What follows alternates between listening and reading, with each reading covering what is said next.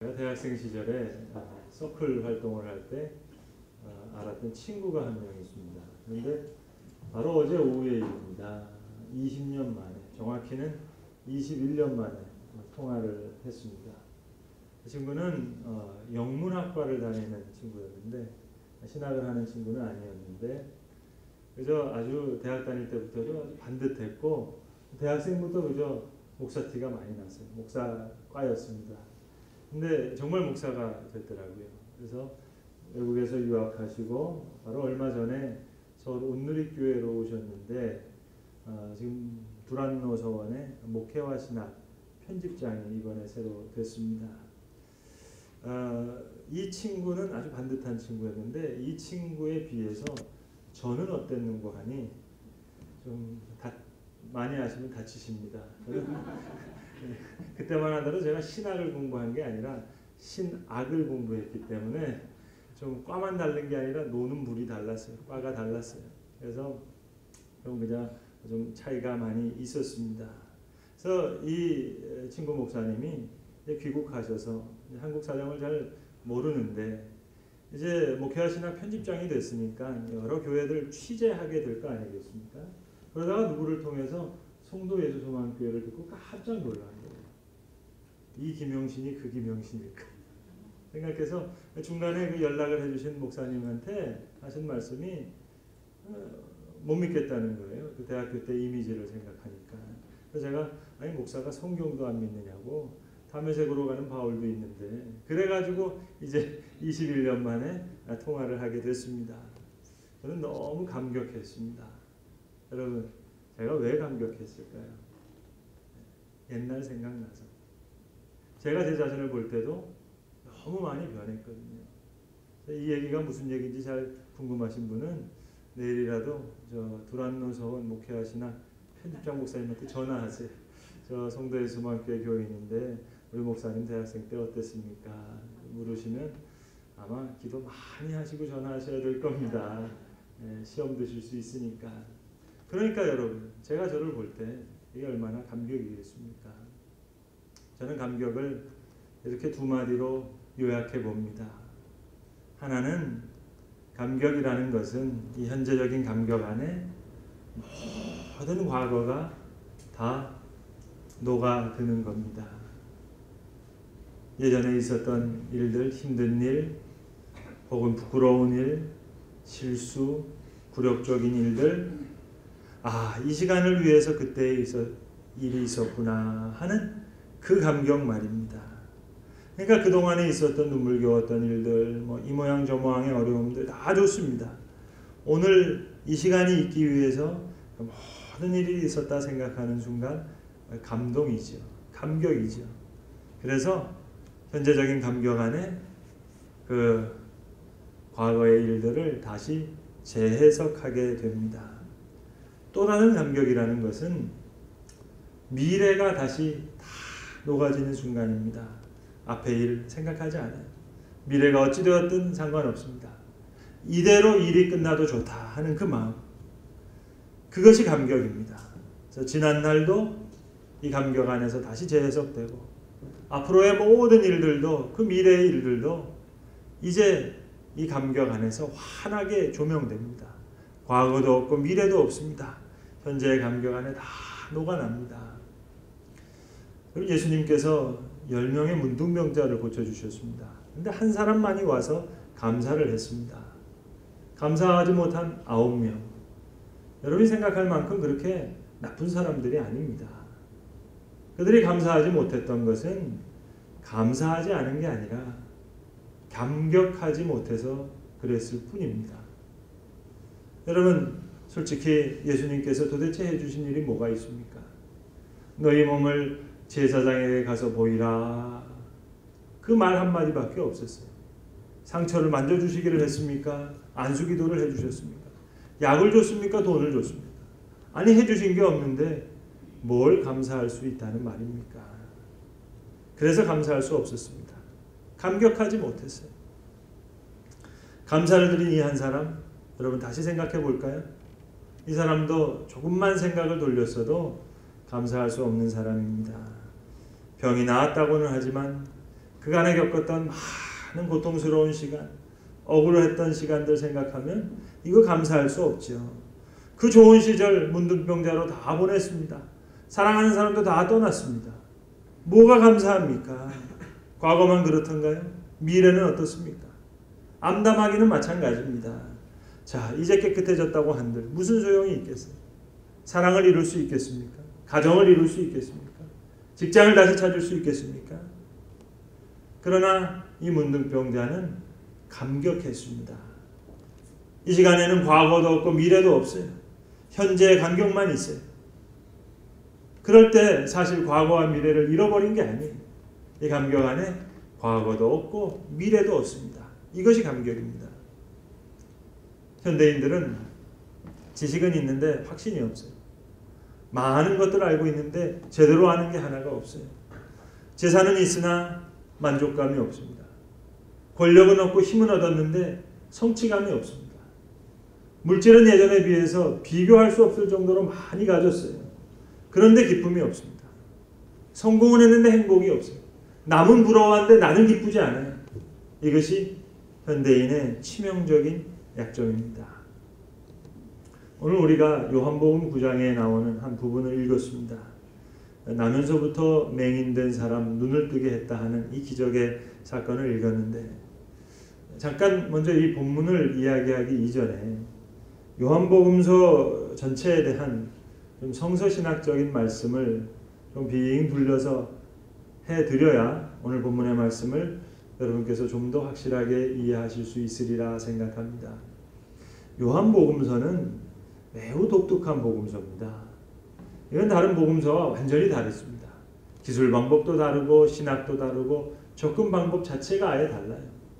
자, 기적만 보더라도 복음서 중에서 제일 짧은 책이 마가복음서입니다. 그 마가복음서 하나만 하더라도 예수님의 기적을 무려 40가지 이상 수록하고 있습니다. 그러나 요한복음, 이건 긴 복음서입니다.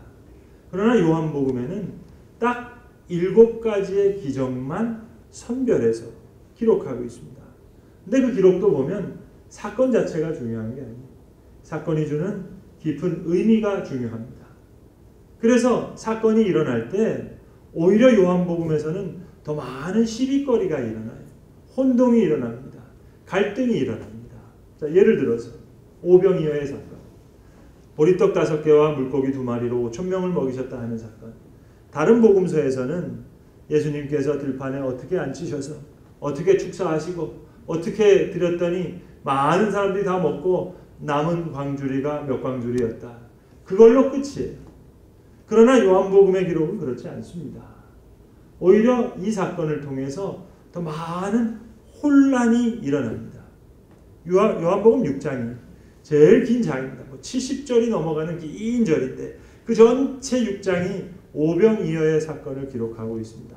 사건을 기록하는 것이 아니라 그 이후에 나오는 모든 혼란과 시비를 기록하고 있어요. 이 기적을 놓고 예수님께서 말씀하십니다. 내가 생명의 떡이니라. 그런데 사람들은 다 알아듣지 못합니다. 너희가 썩을 양식을 위하여 일하지 말고 영생하는 양식을 위해서 일하라. 그런데 사람들은 딴소리합니다. 못 알아들었으니까. 헛다리 짚습니다. 우리의 조상들은 광야에서 만나를 먹었나이다. 이게 지금 핀트가 안 맞는 얘기예요. 그럼에도 예수님 개의치 않으시고 계속 말씀을 해주십니다. 내 아버지께서 하늘로부터 참떡을 주시나니 내가 생명의 떡이라. 그런데도 사람들 못 알아들어요. 아, 이 말씀이 어렵도다. 누가 이해할 수 있겠느냐. 오히려 수근수근 됩니다. 저가 요셉의 아들이 아니냐. 저 부모가 지금 우리 중에 있는데 왜 저가 하늘로부터 내려왔다 하느냐. 귀한 말씀을 하시는데도 누가 알아들을 수 있느냐 하면 우리들이 다 뿔뿔이 흩어집니다. 예수님 마지막에는 제자들까지 붙으시면서 너희들도 가려느냐. 너무 기가 막힌 장면이 나옵니다. 이것이 요한복음이에요. 기적 때문에 오히려 많은 논쟁이 있고 혼란이 있고 시비가 있습니다. 자, 5,000명을 먹이고 남은 걸로 몇 강주리를 얻었다. 사람 놀라기는 했는데 감격이 없어요. 죄송하지만 그저 공짜 점심 한 번 먹은 것밖에 되지를 않았습니다. 사랑하는 성도 여러분, 감격은 기적에 있지 않습니다. 말씀에 있습니다. 너희 조상들은 광야에서 만나를 먹어도 죽었거니와 나는 하늘로부터 내려온 살아있는 떡이니 사람이 이 떡을 먹으면 영생하리라. 감격은 기적에 있지 않아요. 말씀에 있습니다. 다른 예를 하나 들어볼까요? 요한복음 11장에 보시면 죽은 나사로가 무덤에 나오는 그 기사를 또 그것도 요한복음 11장 전체가 기록하고 있습니다. 근데 거기에서도 역시 마찬가지. 이 기적 때문에 오히려 많은 소동이 일어납니다. 예수님 분명히 말씀하셨어요. 나는 부활이요 생명이다. 그런데 사람들 계속해서 헛다리 짚습니다. 보라, 저 예수가 우는 것을 보니 저가 나사로를 그토록 사랑하였는가 보다. 또 어떤 사람들은 맹인의 눈을 뜨게 할 수 있는 이 사람이 이 사람을 죽지 않게 할 수는 없었더냐. 딴소리하게 있습니다. 죽은 나사로가 부활했지만 여러분 사실은 장례식 2번 한 것밖에 없어요. 요한복음 11장은 분명히 기록합니다. 나사로가 무덤에서 나오는 바로 그 순간 이날부터 그들이 예수를 죽이기로 모의하니라. 나사로를 살렸다는 사건이 중요한 게 아니에요. 나사로를 살리신 분이 십자가를 지십니다. 이것이 복음입니다. 나를 믿는 자는 죽어도 살겠고 무릇 살아서 믿는 자는 영원히 죽지 아니하리니 이것을 너가 믿느냐. 감격은 기적에 있지 않아요. 감격은 말씀에 있습니다. 자, 오늘 요한복음 9장으로 돌아가 봅시다. 우리는 오늘 부분적인 부분을 읽었습니다마는 다시 한번 말씀드리면 요한복음 9장 전체도 다시 나면서부터 맹인된 자의 눈뜨게 했다는 그 사건과 관련된 기록입니다. 이 9장 전체의 기록이 이 사건을 기록하는 것이 아니라 이 기적으로 인해서 오히려 많은 시비가 일어나요. 이 9장 전체의 그 많은 분량이 어찌 보면 이 시비와 갈등, 그 혼란, 논쟁에 대한 기록입니다. 내가 생명의 빛이라 말씀하시면서 행하신 기적이에요. 나면서부터 소경된 사람이 눈을 떴습니다. 감격했겠지요. 소리를 질렀을 겁니다. 춤을 췄을 겁니다. 그런데 여기에 시비가 생깁니다. 왜 안식일을 범했냐 하는 거예요. 그래서 부모를 다시 소환하게 되고 이 맹인을 다시 불러들이고 결국에는 출교를 시켜버립니다. 오늘 본문에도 보세요. 욕을 했다고 얘기합니다.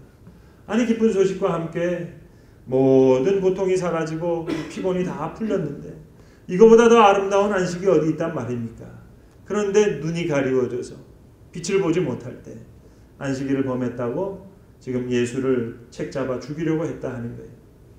장세 이후로 나면서부터 맹인된 사람이 눈을 떴다 함을 듣지 못하였으니 그런데도 시기와 질투입니다. 너가 예수의 제자냐? 우리는 모세의 제자다 하면서 감격을 다 잃어버렸어요. 다시 말씀드립니다. 감격은 기적에 있지 않습니다. 근데 오늘 이 맹인이 조금씩 믿음을 얻어갑니다. 17절에 보시면 예수님을 가리켜서 선지자라고 이야기하다가 저 33절에 가시면 하나님께로 오신 분이라고 얘기합니다. 그리고 본문 30절에 보시면 이상하다. 참 이상하다는 거예요. 왜 사람들이 믿지 못하는지 이상하다는 거예요. 그리고 마침내 그가 출교를 당합니다.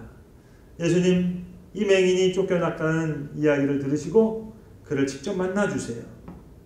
내가 인자를 믿느냐? 주여 내가 믿고자 하나이다. 주여 그가 누구시오니이까? 이르시되 너가 그를 보았거니와 지금 너에게 말을 하는 자가 그로다. 주여 내가 믿나이다 하고 절을 합니다. 믿음이 조금씩 자라면서 그의 감격의 분량도 점점 커지는 거예요. 여러분 예수님 사실 따지고 보면 이 맹인 예수님께 눈뜨게 해달라고 소리 지른 것도 아니에요. 구한 것도 아니에요. 기도한 것도 아니에요. 예수님 친히 오셔서 땅에 침을 뱉으시고 진흙을 이겨서 눈에 바르셨습니다. 내가 세상에 있는 동안에는 세상의 빛이라 말씀하시면서 다시 말씀하십니다. 이 사람이나 부모가 죄가 있는 것이 아니라 사람들이 수근수근 거렸거든요.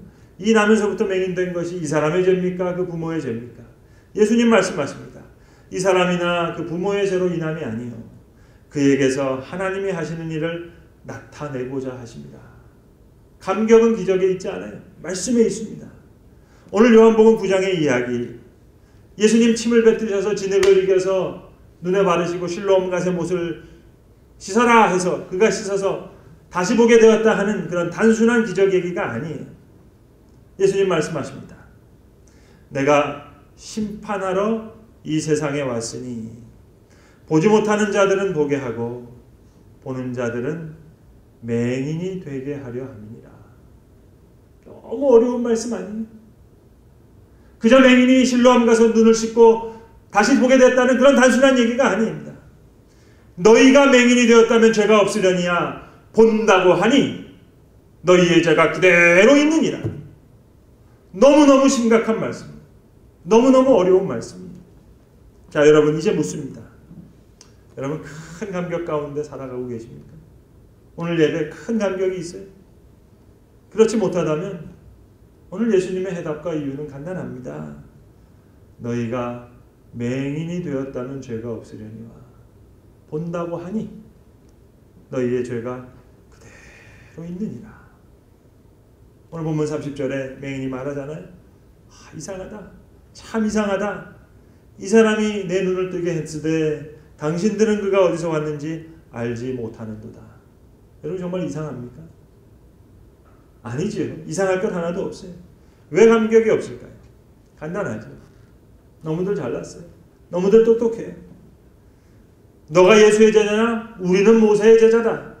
네가 어떻게 우리를 가르치느냐? 너무들 잘났어요. 똑똑해요. 고로 감격이 없는 것입니다. 너희가 맹인이 되었다면 죄가 없으려니와 본다고 하니 너희 죄가 그대로 있느니라. 사랑하는 성도 여러분, 은혜는 선물입니다. 예수님 마태복음에서 포도원 품꾼을 쓰시는 주인의 비유를 말씀해 주십니다. 오전 9시에, 또 정오에, 오후 3시에, 5시에 그리고 나가서 품꾼을 몰라서 일하게 하시고 이제 한 데나리온씩을 그들에게 주게 됩니다. 근데 우리는 성경을 읽으면서 어떤 경향이 있는고 하니 이 여러 품꾼들 중에서 자신을 해질녘 제일 마지막에 와서 일한 품꾼이라고는 생각하지 않습니다. 그래서 하루 종일 열심히 일한 그 책임감 있는 품꾼으로 생각하는 경향이 커요. 그러나 여러분, 주인은 지금 이 장면에서 품삯을 세면서 주는 게 아닙니다. 이건 품삯이 될 수 없어요. 이건 선물입니다. 여러분 예배에 감격이 없다면 죄송하지만 품삯 받으려는 심정으로 앉아 계셔서 그래요. 이 해질녘에 들어온 사람 빈둥빈둥 서 있다가 구원의 한 데나리온을 받았습니다. 많은 분들은 이렇게 설명해요. 마지막 1시간 남기고 포도원에 들어왔으니까 감사한 마음으로 더 열심히 일했을 거라고 하시는데 여러분 이 인간 그럴 인간이 아니에요. 하루 종일 빈둥거리면서 놀던 놈이 그래. 여러분 하루 사이도 아니고 그래 1시간 만에 변한단 말입니까? 이 놈은 그렇게 일할 놈이 아니에요. 그렇게 성실한 사람이면 진작에 왔지. 안 그렇습니까? 그런데 웬걸요? 주인이 구원의 한 데나리온을 주십니다. 이건 품삯이 아니에요. 선물이에요. 은혜예요. 하나님의 은혜는 계산이 안 되는 거예요. 계산법이 달라요. 그리스도의 보혈은 그 은혜는 하루 품삯처럼 계산할 수 있는 게 아닙니다. 은혜는 1등이냐 꼴찌냐 그거 가리는 게 아니에요. 은혜는 산수가 아니에요. 감격은 수학이 아닙니다. 여러분 세상이 뭐라 하든 남이 뭐라 하든 하나님이 나를 사랑하십니다. 제일 사랑하신다. 마치 이 세상에 딱 한 사람이 있는 것처럼 나만을 사랑하시는 것처럼 시비를 당해도 출교를 당해도 아니요. 여기 감격이 있어요. 주관적인 확신입니다. 완전한 확신입니다. 여러분 예수님의 12제자 중에서 누가 예수님께 사랑을 제일 많이 받았다고 생각합니까? 한번 대답해 보세요. 12명의 제자 중에서 누가 제일 그 사랑을 받은 자였습니까? 성경에 뭐라고 얘기합니까? 네, 요한입니다. 요한. 성경에 나오잖아요. 요한을 가리켜 예수의 사랑하는 제자라고. 성경 어디 나옵니까? 요한복음에 나와요. 요한복음 누가 썼어요? 지가 썼어요. 여러분 착각이라도 좋아요. 내가 제일 사랑받는다. 여기에 감격이 있는 거예요. 죄송하지만 수제자 베드로 성경 몇 장 썼습니까? 몇 장 못 썼어요. 베드로전서 몇 장, 베드로후서 답니다. 그러나 예수의 사랑하는 제자 요한복음 긴 복음서를 썼죠. 요한 1서, 2서, 3서, 요한계시록. 여러분 착각이라도 좋아요. 하나님께서 나를 제일 사랑하신다. 여기에 감격이 있습니다. 빈둥빈둥거린 것밖에 없는데 여러분 선물을 주세요. 이건 품삯이 아니에요. 앞을 보지 못했는데 눈을 떴습니다. 은혜에 감격한 생의 매 순간이 축제입니다. 이 감격 속에 은혜도 있고 능력도 있는 줄로 믿습니다. 그래서 여러분 스데반은 돌에 맞아 죽어가면서도 그 감격 때문에 천사의 얼굴을 했어요. 다윗은 그 감격 때문에 법궤 앞에서 벌거벗고 춤을 췄습니다. 사도 바울은 이 감격 때문에 죄인의 괴수를 사도 삼으셨던 이 감격 때문에 자기의 목숨을 내버립니다. 일생을 바칩니다. 삭개오는 주께서 너희 집에 거하리라 하는 그 감격 때문에 자신의 재산을 다 팔아서 불쌍한 자를 위해서 썼습니다. 막달라 마리아는 이 감격 때문에 예수님의 무덤을 떠날 수가 없었어요. 삶도 믿음도 다 선물이기에 그들은 감격한 생을 살 수 있었던 것입니다. 이혜인 수녀님의 신발을 신으며 라는 시가 있습니다. 그분의 조카가 이렇게 물었다는 거예요. 아니 신에 신는 발에 신는 신이면 발신이 돼야지 왜 이게 신발이냐는 거예요. 말이 되잖아요 여러분. 발에다가 신으면 이게 발신이지 왜 신발이냐. 그러니까 시인이 생각한 거예요. 이게 신발이냐 발신이냐 생각하다가 아니지 이건 신이 아니다 발이다. 신발이 맞다 생각한 거예요. 왜요? 거기에 생명력을 불어넣어서 신발이야말로 겸손한 발이라고 그렇게 생각하고 그녀가 이런 시를 읊습니다. 무거운 나를 가볍게 지고 가는 나의 신발에게 늘 고맙다는 생각을 잊지 않으면 모든 길이 즐겁다는 거예요. 그리고 이제 마지막으로 이렇게 읊습니다.